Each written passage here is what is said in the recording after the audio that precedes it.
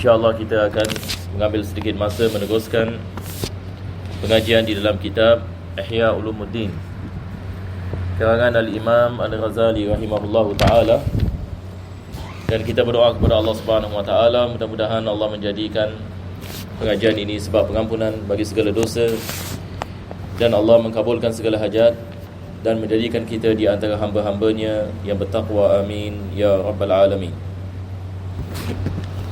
Kita telah sampai kepada apa yang penulis ini mengatakan, wa qala ba'duhum man ittakhadha al-hikmata lijaman ittakhadahu an-nasu imama wa man 'urifa bil hikmati la hadathu al-'uyun bil waqar.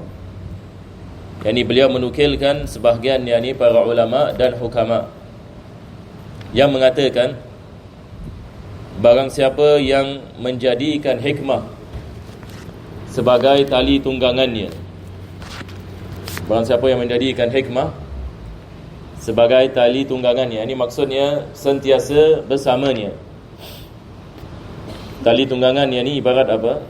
Kalau sekiranya seseorang ini apabila dia menaiki kuda, maka tali tunggangan ini menjadi sebab yakni dia membawa yakni kuda tersebut ke mana arah yang dia mahu, sama ada dia mahu yakni ke kanan ataupun ke kiri. Jadi tali tunggangan ini adalah perkara yang penting bagi mereka yakni yang menaiki kuda. Maka beliau memberikan misal ini, barang siapa yang menjadikan hikmah sebagai tali tunggangan ini maksudnya sebelum dia melakukan sesuatu dia kedepankan hikmah. Apakah yakni hikmah di sebalik perkara ini, dan bagaimana dia nak melaksanakan, sama ada dia nak melakukan yang pertama ataupun nak melakukan yang kedua ataupun tidak melakukan dan sebagainya.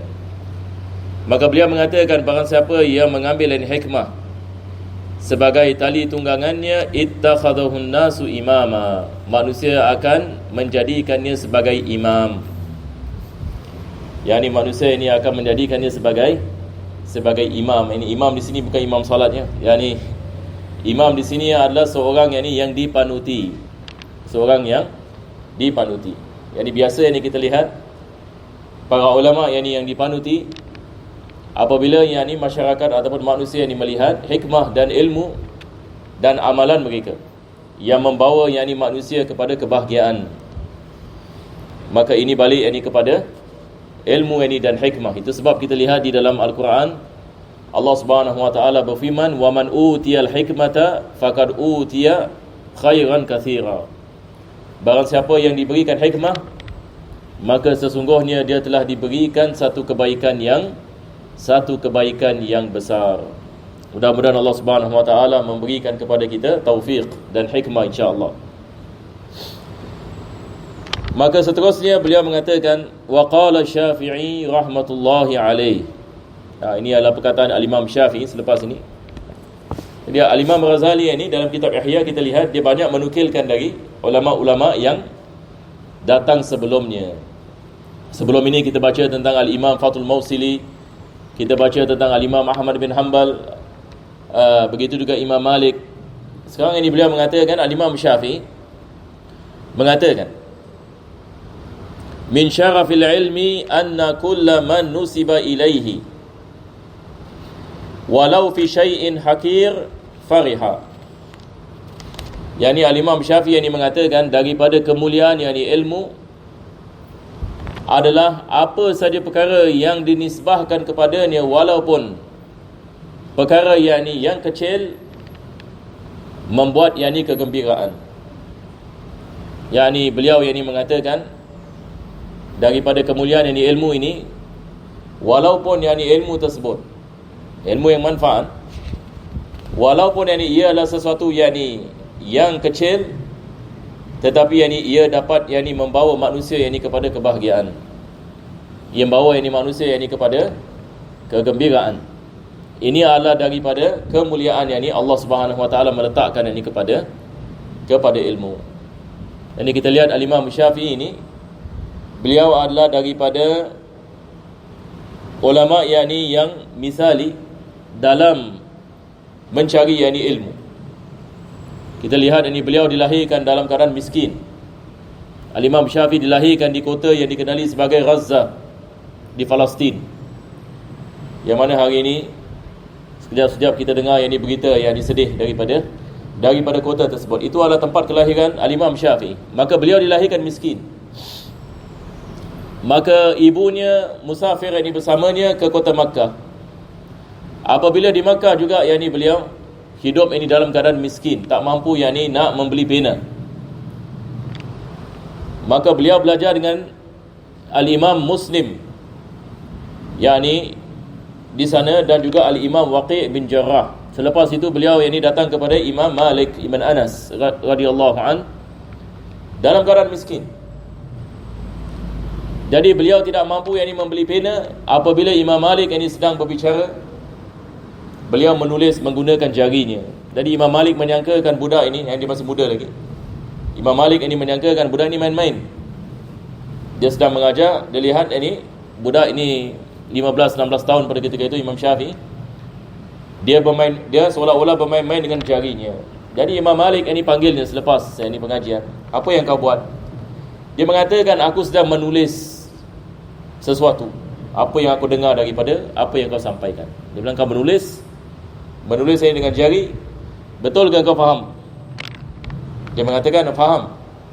Jadi Imam Malik ini menanyakan kepadanya, jadi apa yang kau faham? Masya Allah, Al-Imam Syafi'i mengatakan Imam Malik daripada awal dari pengajian sampai habis semua dia faham.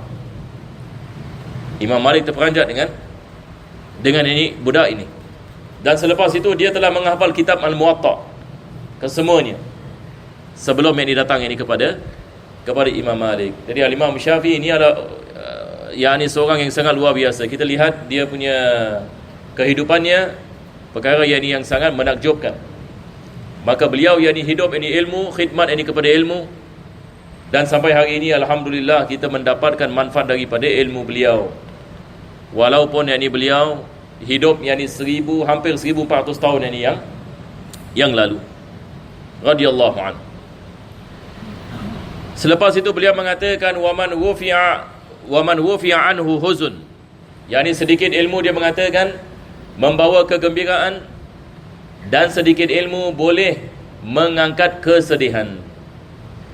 Itu sebab ini para ulama kita mengatakan barang siapa yang berada dalam keadaan kesedihan, hadirlah majlis ilmu. Barang siapa yang berada dalam kesedihan, hadirlah dalam majlis ilmu. Lihat bagaimana dia punya kesan daripada menghadiri majlis-majlis ilmu. Dan ini kita boleh rasa Allah Subhanahu Wa Taala dia memberikan barakah kepada majlis-majlis ilmu, begitu juga dengan majlis-majlis zikir dan sebagainya. Seterusnya beliau mengatakan waqala Umar radhiyallahu an. Telah berkata Sayyidina Umar radhiyallahu an, ya ayuhan nas alaikum bil ilm. Ni adalah khulafa rasyidin Sayyidina Umar Al-Khattab. Beliau mengatakan, wahai manusia, hendaklah kamu memperolehi ilmu. Hendaklah kamu memperolehi ilmu. Sebelum ini kita mengatakan ilmu ini hanya boleh didapati dengan belajar, tidak ada cara lain. Sebab seseorang itu tidak dilahirkan alim, yakni dia memerlukan kepada usaha. Seperti mana Imam Ghazali mengatakan, innal ilma bitta'allum wa innal fiqha bittafaqquh. Sesungguhnya ilmu ini dengan ta'allum, dengan belajar, dan fiqh ini dengan tafaqquh, dengan mendapatkan ilmu, dengan yakni kita mempelajari.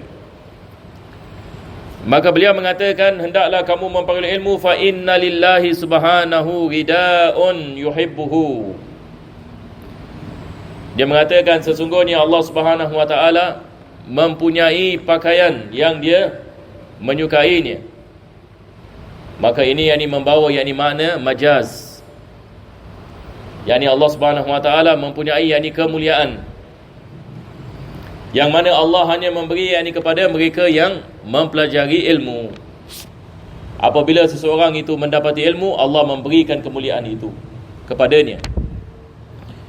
Maka beliau mengatakan, faman talaba baban minal ilm raddahu Allah azza wa jalla biridaihi.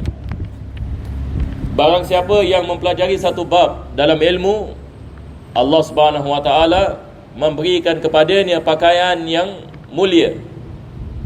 Pakaian yang mulia tersebut. Kalau dia belajar satu bab, Satu bab ini seperti apa? Kita misalnya dalam ilmu fiqh, kita ada kitab taharah. Kitab taharah. Di bawah kitab ini kita ada bab. Bab ini seperti kita belajar tentang babul wudu. Babul wudu ini dikirakan satu bab. Belajar tentang bagaimana nak mengambil wudu. Ini misal. Sayyidina Umar Al-Khattab ini mengatakan barang siapa yang mempelajari satu bab, Allah Subhanahu wa taala memberikan kepadanya pakaian kemuliaan.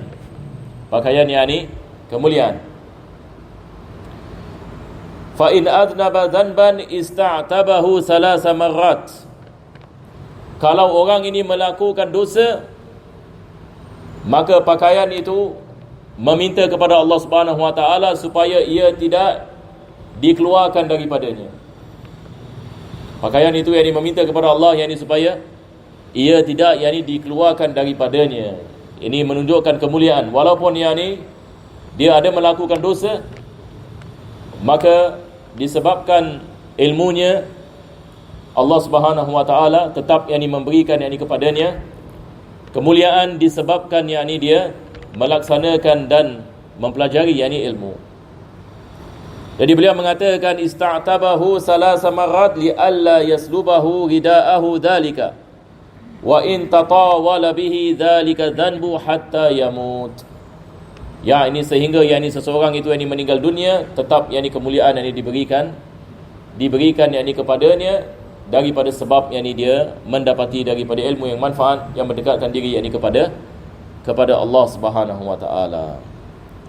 Jadi insya-Allah kita berhenti di sini saja. Kita berdoa mudah-mudahan Allah memberikan kepada kita taufik dan hidayah. Mudah-mudahan apa yang kita belajar hari ini, apa yang kita dengar dan baca, Allah Subhanahu wa taala memberikan kepada kita kemudahan untuk kita mengamalkannya, dan mudah-mudahan Allah menghidupkan hati-hati kita dengan ilmu dan takwa dan menjadikan kita di antara hamba-hambanya yang dekat kepadanya di dunia dan akhirat. Amin ya rabbal alamin. Alhamdulillah rabbil alamin. Allahumma salli wa sallim ala sayyidina Muhammad wa ala ali sayyidina Muhammad. Rabbana atina fid dunya hasanah wa fil akhirati hasanah wa qina adzaban nar. Sallallahu ala sayyidina Muhammadin wa ala alihi wa sahbihi wa sallam. Alhamdulillahi rabbil alamin. Taqabbalallahu minkum.